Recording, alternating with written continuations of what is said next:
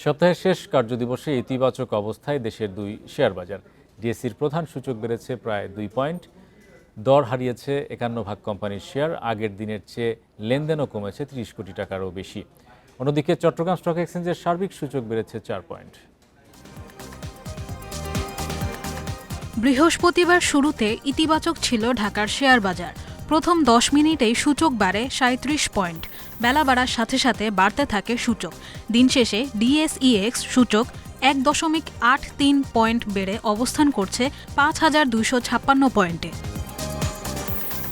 সূচক বাড়লেও কমেছে লেনদেন। আজ হাতবদল হয়েছে 806 কোটি 15 লাখ টাকার শেয়ার, যা আগের দিনের চেয়ে 30 কোটি 33 লাখ টাকা কম। হাত বদলে অংশ নেয়া 394টি কোম্পানি ও মিউচুয়াল ফান্ডের মধ্যে দর বেড়েছে 131টির, কমেছে 201টির এবং অপরিবর্তিত রয়েছে 62টি প্রতিষ্ঠানের শেয়ার দর।